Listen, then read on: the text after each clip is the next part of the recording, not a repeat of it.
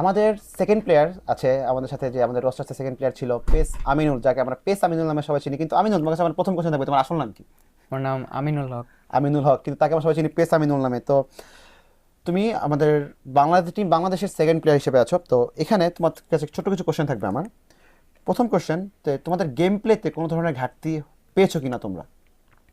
ঘাটতি বলতে ফার্স্ট সবচেয়ে বেশি সমস্যা হয়েছে আর কি, আমরা যতটুক আশা করছিলাম যতটুক ভালো খেলবো, সো এখানে আসার পরে ততটুক ভালো খেলতে পারি নাই আমরা। একটু নার্ভাস ফিল হয়েছে, যদিও যেহেতু এটা প্রথমবার হয়েছে আমাদের। সো যে টিমগুলোর সাথে আমাদের খেলা হয়েছে তাদের সাথে আর কি আগে ওই রকমভাবে খেলা দেখা টেকাও হয় নাই, বাট ওরা কীরকম খেলে ওই রকম আমাদের নলেজ ছিল না আর কি। ওকে। সো ওই হিসাবে আর কি আমাদের ধারণাও কম ছিল ওদের বিষয়ে। আর আমাদের গ্রুপটাও আর কি অনেক স্ট্রং ছিল, যেহেতু এখানে থাইল্যান্ড, ইন্দোনেশিয়া, জাপান তিনটাই বেস্ট টিম আছে। কম্বোডিয়া, তারপর মায়ানমার আর ব্রুনে, ওরাও এভারেজ ভালোই খেলছে, বাট ওদেরকে আমরা একটু দুর্বল ভাবছিলাম। বাট ওরাই দেখলাম খুব ভালো ভালো খেলছে, পারফরমেন্স ডমিনেট করছে। করছে। ওকে, একটু শর্টে অ্যান্সার নিব। ওকে, তো কিভাবে এই ম্যাচে আরো, এই টুর্নামেন্টটাতে আরো কিভাবে পারফর্ম করলে ভালো করা যেত? পারফর্ম বলতে আমাদের সবচেয়ে বেশি ইস্যু করছে হলো গিয়ে যে লেটেন্সি, সার্ভার যেহেতু নাই, সো এখানে আমাদের একটু ডেলাই ফেস করতে হয়েছে ওকে, আপনার। বুঝতে পারলাম। তো নেক্সট কোশ্চেন থাকবে, বাফুফে থেকে তুমি কি রকমের সহযোগিতা তোমরা পেয়েছো? হ্যাঁ, বাফুফে থেকে ভালোই আলহামদুলিল্লাহ সহযোগিতা করছে আমাদের যথেষ্ট পরিমাণ। ওকে, জেনেটিক্স এবং বঙ্গ যারা আমাদের এই টুর্নামেন্টে অর্গানাইজিং পার্টনার হিসেবে আছে, তো এদের থেকে কেমন সহযোগিতা পেয়েছো, কেমন হেল্প পেয়েছো?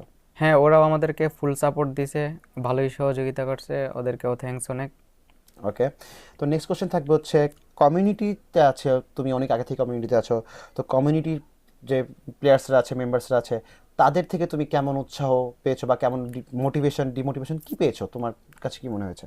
আসলে ওরা যে যতটুক আর কি আমাদেরকে নিয়ে আশা করছিল আমরা ততটুক রাখতে পারি নাই আসলে, এটার জন্য খুব লজ্জিত এবং খুবই দুঃখিত আমি অনুভব করতেছি অনেক, যে এত বাজে পারফরমেন্স করছি আমরা। এটা ভাই মানে আমার কল্পনার মধ্যেও ছিল না এত বাজে পারফরমেন্স যে হবে।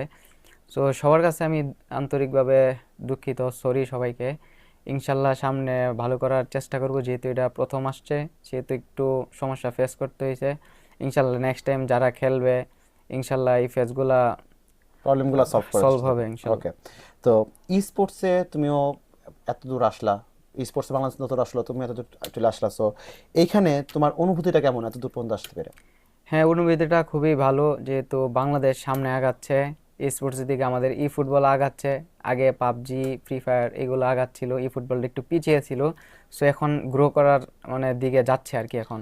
ওকে, তো এই ফুল টুর্নামেন্টে কোন অপোনেন্টটাকে সবচেয়ে বেশি চ্যালেঞ্জিং মনে হয়েছে? সবচেয়ে বেশি চ্যালেঞ্জিং থাইল্যান্ড লাগছে আমার কাছে, কারণ থাইল্যান্ডের সাথে যদিও ভালো খেলেছিলাম বাট কিছু ব্যাড লাকের জন্য আর কি খারাপ হয়েছে। But okay. ব্রুনে ছিল পুরো আন্ডার রেটেড টিম, ওরা খুবই ভালো খেলছে। ওকে, তো এতদূর পর্যন্ত তুমি আসলে টুর্নামেন্টে, সো এই টুর্নামেন্টে এতদূর পর্যন্ত এসে তোমার ব্যক্তিগতভাবে তুমি কি শিখলা? ব্যক্তিগতভাবে শিখলাম আপনার, আমাদের আগে কমিউনিটিতে ছিল আপনার মনে করেন 8 মিনিট এক্সিলেন্ট এও ছিল আর কি। সো এইগুলা চেঞ্জ করে সব কমিউনিটিতে একটা এও রাখতে হবে, নর্মাল কন্ডিশন, 6 মিনিটের নর্মাল কন্ডিশন এটা রাখতে হবে। তাহলে মনে করেন এক্সিলেন্ট দিয়ে খেললে আর কি আপনার প্লেয়ারগুলো একটু ফাস্টেও করে, নর্মাল খেললে আর কি একদম নর্মাল থাকে আর কি।